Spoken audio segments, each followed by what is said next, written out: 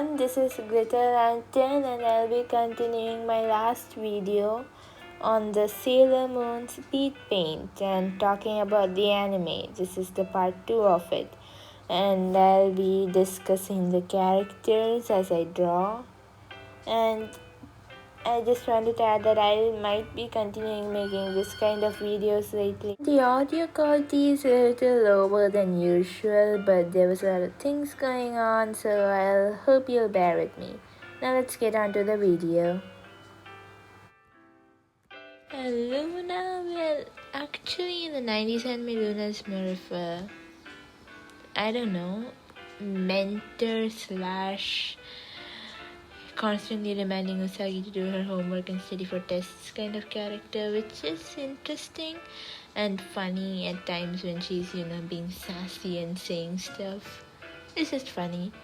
In the Crystal, she's more like she teaches Usagi how to do stuff in the beginning, then they are just, friends, and she's like her assistant in some way, you could say.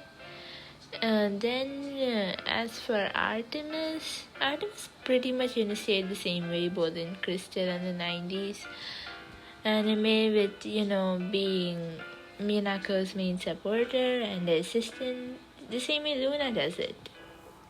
And then you have Diana. Well, actually, I liked how Diana turned out in the human form. Like, she looks a lot like Tbsa, but a little different because of the grey and yellow colored bells and all those things. And also, as for the human forms, Luna turns into the human form in Crystal when she's, doing that prayer thing, and then you can actually see her reflected in the Crystal. Then Artemis turns into a human during the eternalmovies, and actually, there's a scene where Artemis dies, and it's very tragic and very sad for anybody who's just watching that clip. Then you have Diana, who turns out the same way at the end of Eternal, with Artemis Soon and everybody turning human, and then the coronation scene, and all of them look really, really cute. I really like their designs, all of them. Now next I'll be moving on to Pluto, since I'll just be going in the order that the Sailor Guardians have been introduced. So Chibi Moon will be next after Pluto, since she appears after Pluto's death. So as for Pluto, I thought that her powers were really cool. The Death Scream and Chronos Typhoon and Dark Dome Close, all of them was kind of, not all of them are time related somehow, but then all of them are like really powerful in their own way. Like, I don't think the Death Scream has anything to do with time. Like, maybe it's a life and death thing, but other than that it doesn't. And then, where she does that roses, petals and all like flying around, I don't think that has anything to do with time either, because the others just seem to have powers that are related to whatever element or thing they represent. But it's cool.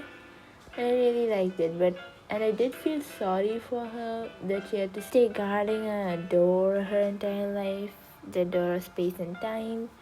Yet, I think there might be much better ways to protect it with magic than keeping somebody there. It's strange. Then I actually really liked how in her character she truly cared for Tbsa as a kid. Since Neo Queen Serenity didn't help Tbsa that much, and these guys were just helping her out and being friends with her and telling her wonderful things about herself. It was all pretty sweet.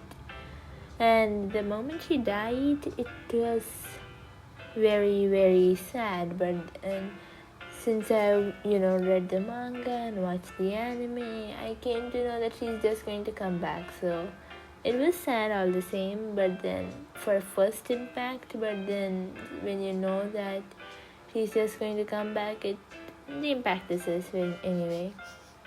Next, moving on to Chibi Moon. So Chibi Moon is just Mini Moon and some other versions, and like Usagi's junior. in many ways. Like, even her name is something like Usagi Jr. Not really, but anyway. So Chibiusa is one of my favorite characters in terms of design, and I don't understand how her design lets her have pink hair and red eyes like many of the fans of the anime don't. But it's supposed to give a bunny appearance, and I think it does that. She looks like a small bunny in a way. So anyway, I really liked her costume, and later on in the 90s anime, there was a scene where Pegasus arrives and Sailor Moon can use the Moon Gorgeous meditation. But then I don't think that Chibi Moon was allowed to do that, or she didn't have the powers to do that. Anyway, but in the new version, she was, and it is sweet. I liked it. It was really cute to watch them both do the Moon Gorgeous meditation together. And also, in the 90s anime, Tbsa is kind of a brat.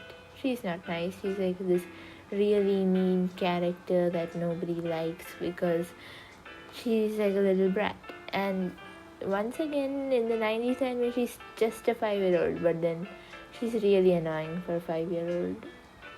Even by 5-year-old standards, I think. In the Crystal, I didn't like it when I heard that she was 900 years old. It just made it all scary. She looks so little, but then she's 900 years old, and it's creepy in a way. It's really scary in a way. It's like a ghost thing. Somebody could make it into a horror story, and it would be creepy all the same. Anyway, and in the Crystal, she's a little more mature. Some points she's said to be more mature than Usagi. And anyway, I'll just finish her arc up there and how she's good friends with Diana. There's the Eternal movie where she is, in love with Helios, and well, that's it for that. Next, I'll be continuing on with Uranus and Neptune. Since they were, introduced at the same time, I'll just talk about both of them at once. So, as for their powers, I just really liked it. Especially Uranus's, space sword blaster and all those, wind-related powers. But something I didn't completely understand was, Neptune's powers. They are basically deep sea powers, which is water related, and it's nearly somewhat similar to Mercury's. I don't really understand how that works, but then most of them are completely separate elements, except for her seems to be similar to Mercury's. As for their characters, I think both of them are pretty solid characters, both in the 90s and the Crystal version. Both of them are like nice and friendly, and sometimes most like advising people, like they just give cryptic advices, and I think that's fun. And they're both like really nice characters. I actually loved them in the beginning of Eternal Part 2. Like they all are just living happily, and it's all very, and I actually didn't have much to talk about them. Like if I had to, I'd have to start analyzing their whole characters starting from the season 3 of Crystal. Next, I'll be talking about Sailor Saturn, Hotaru. Since she's like one of the last Sailor Guardians within this solar system to be introduced, since has Sailor Galaxia, Sailor Iron Mouse, and rest of the characters, the sailors which come in the season 5, but then since both the Crystal hasn't been released, I'll just, talk about Saturn and end it there. As for Saturn, I just really liked her powers, the Death Reborn Revolution, and the power to destroy the world, and like dropping the silent clave. It is all very cool, and I just really liked her costume as well, like those flower petal themed sleeves, and everything was pretty nice about her. And her backstory was kind of tragic, but it's okay. As in a character-wise, I just really enjoyed it. And her being close friends with Chibiusa was also really sweet. And, I also liked in the beginning of Eternal where she and Uranus, Neptune, Pluto, and everybody is living so happily together. It's all really nice and adorable in a way. Now I'll just be doing a short review on the Eternal movies. Well, it's just going to be really short. So, starting with the part 1. In the part 1, you see, the basic plot of the Dead Moon arc. And the beginning of the fair coming from the eclipse. I thought it was really scary how skeletal the ship looked, and it was like really creepy in a way, and the way that only these guys could see it. And then there was them buying the kaleidoscopes, which was like, I would really love to have one of those myself. It's like so sparkly and made of glass, and I don't think you should really carry it around. There's a good chance that Usagi will break it. From there on, it starts with all the 4 guardians getting attacked and being helped out either by the power guardians or some other, magical people. So, starting off with Mercury, who is feeling really lonely, and, Fish's Eye tries to attack her, and she gets saved by the Mercury power guardian who gives her the crystal. Continued by Mars heading off to the mirror house in the fair and getting confused what her priorities are, and she gets helped by Phobos and Deimos, the little crows who are named after Mars's moons. And I think it's really cool, and I really like that concept of them being called Phobos and Deimos. Then it's continued with Jupiter, who gets unsure whether she's really focusing on her dreams, and she gets troubled by Hawks' High, and the Jupiter power guardian helps her out. Actually, then the final one is Miracles or Venus.